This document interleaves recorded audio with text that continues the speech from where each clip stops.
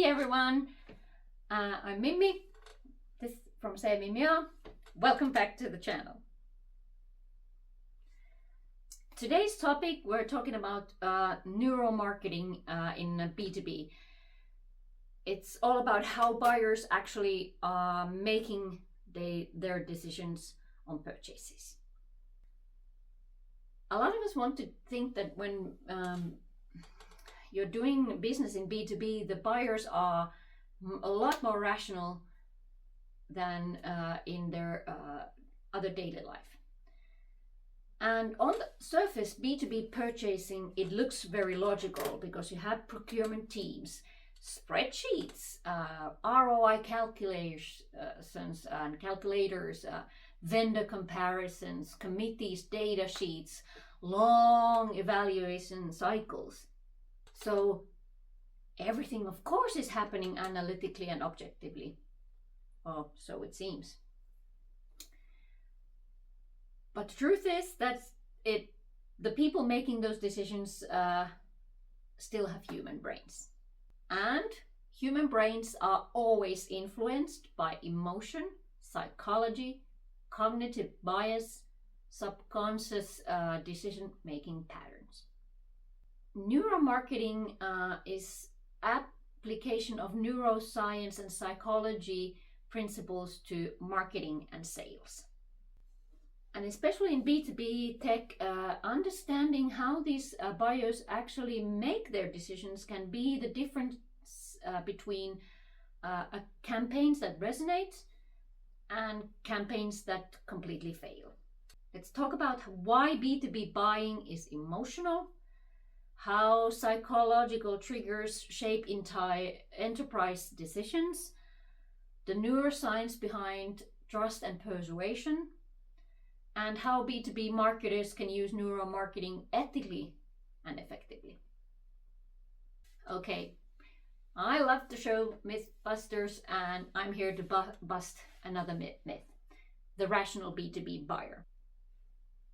We make this assumption just because people are spending company money that they make decisions entirely based on logic. Neuroscience tells a very different story. Research consistently shows that emotional processing happens before rational justification in the brain. To put this in other words, it's emotional brain decides, the rational brain explains the decision afterwards. This happens in B2B too. A CFO evaluating enterprise software is not just calculating ROI, they're also thinking about career risk, internal politics, peer perception, trust, fear of failure, uncertainty. A procurement committee may appear logical externally, but internally the decision-making process is full of emotion and psychology. Who feels safe? Who fears disruption? Who wants innovation? Who fears making the wrong call? Who wants consensus? These invisible emotion dynamics shape B2B outcomes constantly. And if your marketing team ignores them, you're missing half the decision-making process. Loss aversion is one of the strongest forces. It's one of the most powerful principles in neuromarketing. This comes from behavioral economics research by Daniel Kahneman and Amos Tversky. The idea is quite simple. People feel the pain of loss much more intensely than the pleasure of gain. And what this means practically. A buyer is often more motivated to avoid losing money than to gain the same amount. This has huge implications for B2B messaging because many B2B campaigns focus almost entirely on the positive outcomes. Grow faster, improve productivity, increase efficiency. And those messages do work, but often messages built around avoiding loss are even more powerful. Let's take a few examples. Your competitors are already automating this.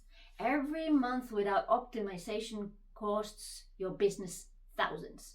Outdated systems increase operational risk.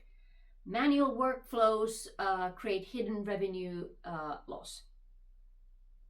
These messages activate the brain's threat detection systems.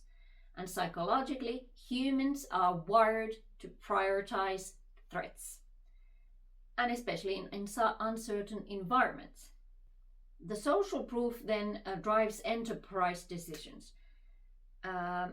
It's another major psychological trigger. When people are uncertain, they look to others for validation.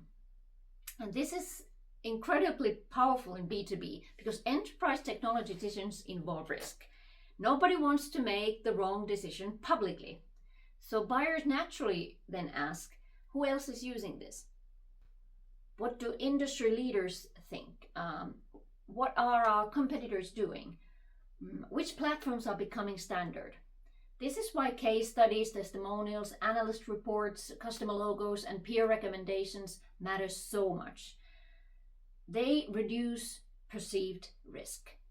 There's a famous saying, nobody ever got fired for buying IBM. IBM syndrome. And it's pure neuromarketing psychology.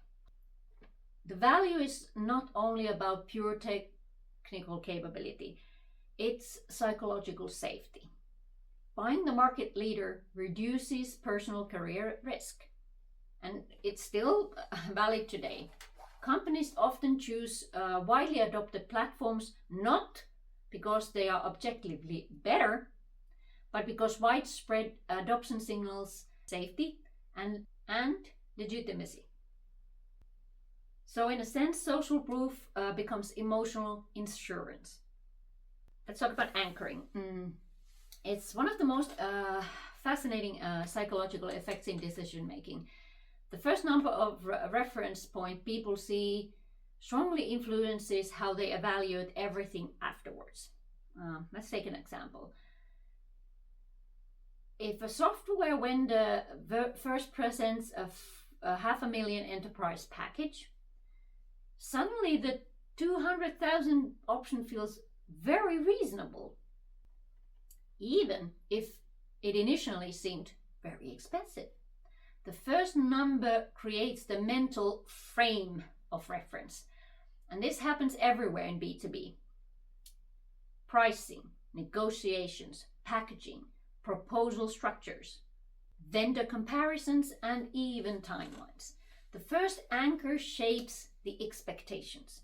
That means B2B companies need to think carefully about which options appear first, how pricing tiers are structured, how value comparisons are framed, and what baseline assumptions buyers encounter early in the process. Because buyers rarely evaluate value in isolations. They evaluate relative to whatever anchor was introduced first. And another neuromarketing principle is framing. The exact same information can produce different decisions depending on how it is presented. Let's take an example. 95% uptime versus 5% downtime. Mathematically identical. Psychologically, completely different. Or, this platform reduces costs by 30% versus this platform preserves 70% of your current spending. Again, same numbers, different emotional impact. Framing influences how the brain interprets risk, opportunity, stability, and urgency. The audiences also respond to different frames. Some buyers prioritize innovation and growth. Others prioritize stability and security. Some respond to opportunity framing, and others respond more strongly to risk mitigation. And great B2B marketers will understand these psychological differences and tailor messaging accordingly. Stories activate brains differently. A big mistake in B2B is relying too heavily on feature lists, technical specifications, aka data sheets. The human brain is not wired primarily to bullet points. It is wired for stories. Stories activate multiple brain regions simultaneously. They activate emotion, memory, imagination, empathy, simulation. This is why storytelling works so well in B2B. A strong customer story allows the buyer to mentally place themselves inside the scenario. They can imagine the challenge, the frustration, the transformation, the success. That creates emotional engagement. The emotional engagement then creates memorability. For example, a feature list may say something like, our platform automates workflow management. A story says, a growing SaaS company reduced onboarding time from 3 weeks to 3 days after replacing fragmented manual processes. One is information, the other is experience. And experience is what the brain remembers. One great example of neuromarketing is Slack. They did not just compete with features. They reframed the problem itself. Instead of saying we are a better messaging software, they positioned email overload as the enemy. That activates loss aversion immediately. Like wasted time, lost productivity, communication chaos. Then they layered in social proof. Teams adopted Slack internally before procurement formally approved it. By the time decision makers evaluated the product, employees were already advocating for it. And that reduced resistance. And psychologically, it created momentum. Slack also used visual design, tone, and branding strategically. The product felt modern, friendly, human, different from traditional enterprise software. The emotional positioning mattered. People do not just buy functionality. They buy identity, culture, and emotional alignment as well. So how to apply all this neuromarketing in B2B? Audit your messaging. Are you focusing only on features and gains? Or are you also addressing risk, urgency, and emotional drivers? Second, strengthen social proof. Use recognizable customer examples, industry adoption, testimonials, peer validation, case studies. Thirdly, use more storytelling. Do not just describe outcomes. Describe journeys, challenges, transformation, human impact. And then fourthly, think carefully about framing and anchoring. How are you presenting pricing, value, and comparisons? What mental reference points are you creating? And finally, understand the psychology of the buying committee. Different stakeholders have different fears and motivations. A CTO may prioritize innovation.